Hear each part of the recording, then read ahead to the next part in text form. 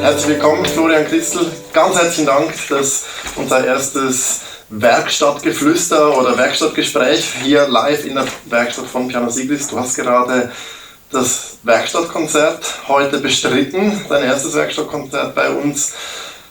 Rückblickend hast du es dir so vorgestellt, was das ist so gekommen, wie du gedacht hast? Ja, also besser auf jeden Fall noch, gell? Besser. Sehr gut. Also erstmal vielen Dank für die Einladung. Hat mir ja schon riesig gefreut von Anfang an. Also ich habe mich schon auf das Konzert einfach gefreut, weil das ist halt einfach nochmal ein anderer Rahmen irgendwie, wo man jetzt nicht so oft spielt, und in der Klavierwerkstatt, das ist schon also ein besonderer Rahmen, weil man kommt eigentlich als Pianist dann dahin, wo es irgendwie so auch so ein bisschen losgeht, ja, ne? Mit dem Instrument, und deswegen finde ich das eine tolle Idee, dass ihr das hier macht, und habe mich sehr gefreut, dass ich dabei sein durfte, und hat riesig Spaß gemacht, auf dem tollen Flügel zu spielen. Cool. Und ja, ich glaube, Publikum hat es auch gefallen, von dem wir sind alle happy. Das war's. Der Applaus und die geforderte Zugabe haben es für dich gezeigt.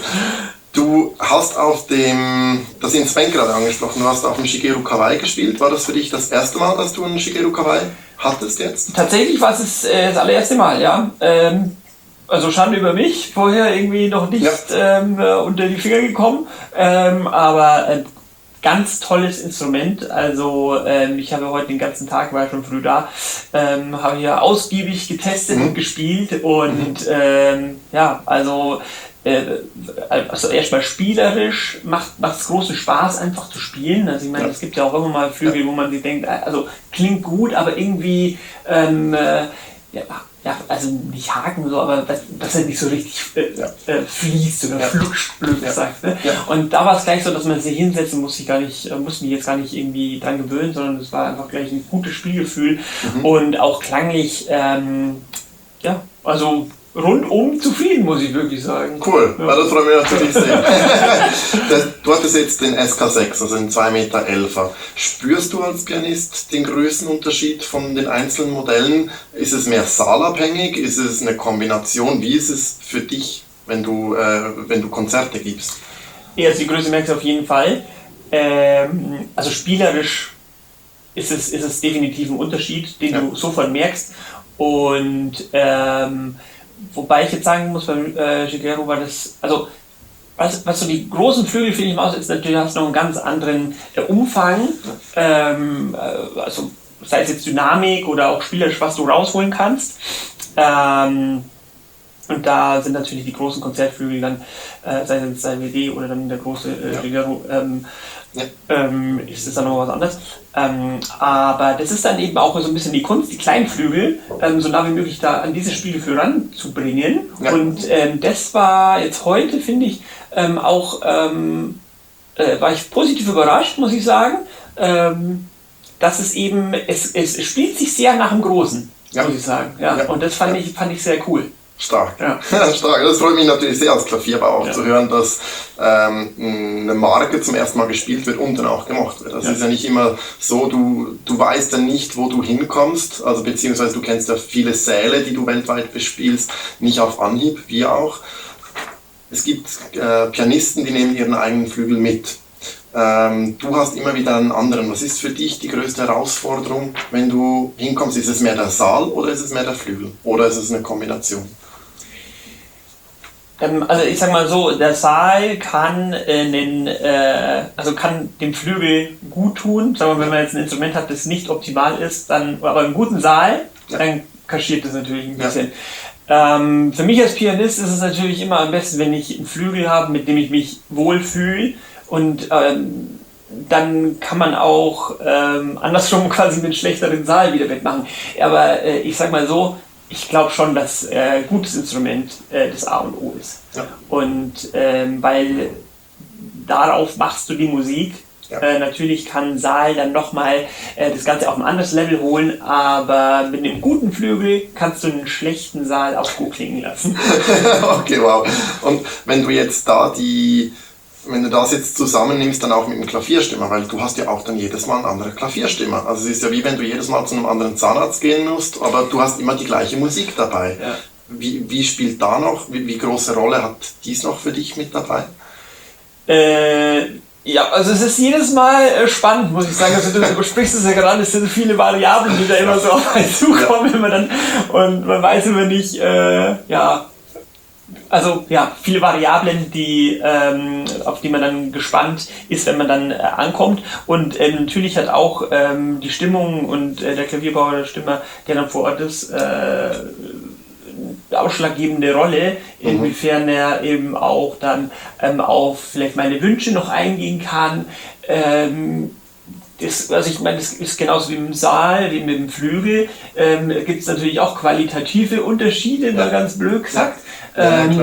Oder halt auch, oder anders gesagt, vielleicht einfach, man muss halt auch als Stimmer dann auch sich auf die Musik, die gleich gespielt wird auf dem Instrument, die muss man auch verstehen und sich da auch ein bisschen reinfühlen. Also wenn man jetzt einen Stimmer hast, der sagt, okay, ich stimme den so und ich stimme den immer so, passt aber jetzt vielleicht nicht zu meiner Musik, dann ist es halt jetzt auch nicht optimal, weißt du? Also das ist, aber ich meine, in den allermeisten Fällen ist es immer super. Ich meine, bestes Beispiel, du, ne? Also sitzen wir jetzt bei Land, wir uns ja auch beim Konzert kennengelernt, damals in Zürich, und das war natürlich eins der positiven oder optimalen Beispiele, dass man einfach jemanden hat, mit dem man reden kann, der einen versteht, und genau, das ist natürlich das Beste, wenn man dann zusammen auch irgendwie in Austausch gehen kann und sagen, pass mal auf, also ich brauche vielleicht noch das, und ja, also wenn man sich dann versteht und der andere eben auch weiß, was man meint, also gegenseitig, dann ist es der Optimalfall. Ja, das kann ich so nur unterstreichen. Ist natürlich auch für mich als Klaviertechniker immer eine Herausforderung. Ich weiß ja auch nie, wen habe ich als nächstes vor mir beim nächsten Konzert. Und ich weiß, ich kenne den Flügel, ich kenne aber deine Musik nicht. Du kennst die Musik, aber den Flügel nicht. Genau. Also es ist schon sehr spannend, wo da diese Parallelen überall hingehen. Deine Musik, du spielst im Neoklassizismus. Ist jetzt etwas, was wir in der Ausbildung so nicht kennengelernt haben. Ich habe es jetzt heute Abend gehört, ich hatte dich auch schon in Zürich gehört. Du entführst einen in Welten, man kann mit dir fliegen gehen während dem Konzert. Ich hatte jetzt auch danach eine Besucherin, die hatte gesagt, sie hat nicht realisiert, dass das Konzert schon zu Ende ist. Wenn du diese Musik schreibst, woher kommt es?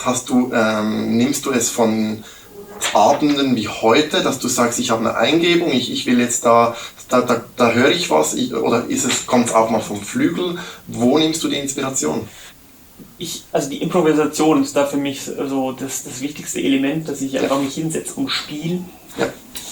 Und dann halt einfach die Musik fließen lassen und dann schauen, was passiert. Und dann ist halt da, auf einmal ist da so ein Moment, wo man sagt, wo man kurz so hängen bleibt und sagt, das ist es, das füllt diesen Moment gerade aus. Und dann hält man sich an dieser Phrase oder der Harmonie irgendwie fest und entwickelt es weiter, und im besten Fall entsteht dann aus dieser kleinen Idee dann ein ganzes Stück. Und also man kann diesen Prozess nicht wirklich jetzt festhalten, weil es ist jedes Mal anders. Und das ist auch das Spannende an der Musik, was ich so lieb daran, du kannst es nicht planen, du kannst nicht sagen, ich setze mich jetzt hin und schreibe ein neues Stück, sondern das muss irgendwie passieren. Und ich habe nur so, die Musik kommt zu einem, aber man muss auch auf der Suche sein. Weißt du? Also versuchen irgendwie alles aufzusaugen und irgendwann spitzt sie dann vor und dann muss man schnell sein und sie packen. Jetzt würde mich als Klavierbauer natürlich interessieren, wenn du die Komponistenseite nimmst, wie viel Einfluss hat das Instrument, wo du drauf komponierst? Hat das einen Einfluss auf was du komponierst oder gar nichts? Also es hat insofern einen Einfluss darauf, dass auf einem schön klingenden Flügel sich es auf jeden Fall, also habe ich schon mal das Gefühl, wenn ich jetzt am Flügel mich hinsetze und sofort merke, okay, der Klang, der packt mich und der gefällt mir persönlich, dann fällt es mir wesentlich leichter, da wirklich auch kreativ dran zu sein. Deswegen spielt es am Flügel auf jeden Fall eine große Rolle für den kreativen Prozess, weil also das, glaube ich, kann man sich vorstellen, wenn man jetzt am Klavier spielt und mit dem Klang jetzt vielleicht nicht happy ist, wie sollst du dann da dich kreativ entfalten, weil dann bist du irgendwie ein bisschen blockiert. Insofern, je zufriedener man, oder was heißt zufrieden?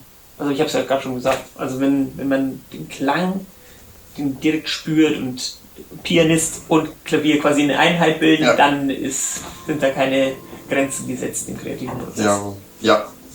Und wir haben dich vorhin ein bisschen ins kalte Wasser geworfen, beziehungsweise du hattest die Zeit, noch in unserem Flügelsaal ein paar Flügel anzuspielen.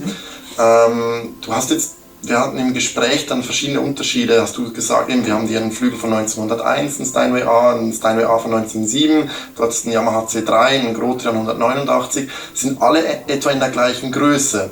Jetzt hast du sie alle mal in einem Raum. Ist wahrscheinlich auch für dich was Spezielles, dass du den Vergleich hast du ja sonst eigentlich nicht, nehme ich mal an. Das ist absolut. Den Genuss kommt man nicht oft, dass man dann wirklich von einem Flügel zum anderen springen kann. Und finde ich auch immer, fand ich jetzt sehr spannend, eben auch gerade, hast du ja gesagt, jetzt zum Beispiel der Steinway von 1907. Also so ein altes Instrument auch. Also ihr habt den komplett hergerichtet, da ist natürlich viel neu auch dran, aber im Grunde ist das, du hast ja gemeint, der Resonanzboden ist noch der Originale. Und ich finde, wenn man jetzt an so einem Instrument spielt, wo wirklich, also über 100 Jahre, man muss sich mal denken, wer hat da schon drauf gespielt, was wurde da schon für Musik drauf gespielt, also die Geschichte, die da mitschwingt, das ist ja phänomenal. Ja. Also das ist dann nicht einfach ein Musikinstrument, das ist wirklich, das Ding hat so viel erlebt. Merkst du bei solchen Instrumenten, ob etwas original ist? Kannst du mit dem Begriff Original, also das ist jetzt ein originaler Steinway, das ist ein originaler Grotrian, ein originaler Yamaha, kannst du mit dem Begriff etwas anfangen oder ist das für dich komplett sekundär? Das ist tatsächlich sekundär. Habe ich mir tatsächlich jetzt auch noch nie so wirklich Gedanken darüber gemacht. Also ich muss sagen, natürlich haben wir vielleicht so Präferenzen, was so jetzt Marken angeht, aber so im Grunde finde ich, also ich weiß nicht, ich habe schon auf einem grandiosen Yamaha gespielt, Steinway oder was auch, also ich würde mal sagen, da spielt ja auch viel mit, ne, ob das jetzt, ich glaube, jeder Flügel kann gut sein, ne? Es ist ja auch immer so, was heißt denn gut? Oder das muss ja, man gerade schon gehabt, das muss ja auch irgendwie zum Pianisten passen und zur Musik. Also da spielt ja so viel mit, deswegen ist es schwer zu sagen, der Flügel ist jetzt schlecht und der andere ist gut. Also natürlich kann man das schon sagen, wenn der nicht optimal hergerichtet ist oder irgendwie verstimmt oder so, dann aber wenn wir sagen, wir gehen von Flügeln aus, die quasi von dir hergerichtet sind und gestimmt und so weiter, dann muss man einfach schauen, zu was für eine Musik und was für ein Pianisten passt, ja. Ich bin jetzt gerade mega happy, dass du das sagst, weil wir haben immer wieder als Techniker oder als Klaviergeschäft vor allem auch diese Thematik mit Kunden, ist es jetzt original oder ist es nicht original? Dich als Profi dass du mir jetzt ganz klar sagst, hey, original ist, es geht um das Instrument, es geht um das, was ich da habe. Das ist mir enorm wichtig, weil es ist effektiv so, wir haben vorhin zusammen die Resonanzbodenoptimierung, habe ich dir darüber erzählt, dass wir das wirklich eingehend anschauen. Und das ist das eine, was wir machen. Das andere, das möchte ich auch jetzt zum Abschluss, eigentlich so die Abschlussfrage dahin gehen, weil wir haben ja seit jetzt 2 Jahren unsere eigenen Hammerköpfe, die waren auch tatsächlich im Yamaha, den du angespielt hast, und im Grotrian waren die auch mit drin. Jetzt, wenn du jetzt so dich in einem Instrument siehst oder in den Hammerköpfen, ich habe hier einen, der ist vom Diskant, also von den höchsten Tönen, dann habe ich einen Mittellager und einen Bass. In welchem Segment siedelst du dich und deine Musik mehr an? Bist du eher so der Hochtöner, bist du eher der Tieftöner oder ausgewogen? Ich würde mich jetzt so spontan schon eher so als Tieftöner sehen. Ich mag dieses Warme, wo man sich so reinlegen kann. So, weißt du, und wenn man dann unten, wenn man schöne, volle Bässe hat, das liebe ich schon sehr. Ja. Stark. Ja, dann gebe ich dir den auch sehr gerne mit auf den Weg, dass du mal deinen eigenen Hammerkopf hast. Cool, ein kleines Andenken bei uns. Ja, stark. Ganz herzlichen Dank dir für dieses erste Werkstatt-Interview nach dem Werkstattkonzert. Es wird weitere Werkstattkonzert-Interviews geben. Wir wollen in Zukunft das auch weitermachen. Es sind die Serie, wir sind jetzt in der 3. Saison und ich freue mich enorm, was da noch kommt. Ganz, ganz herzlichen Dank nochmal, Florian. Danke fürs Zuschauen und bis zum nächsten Werkstattgespräch.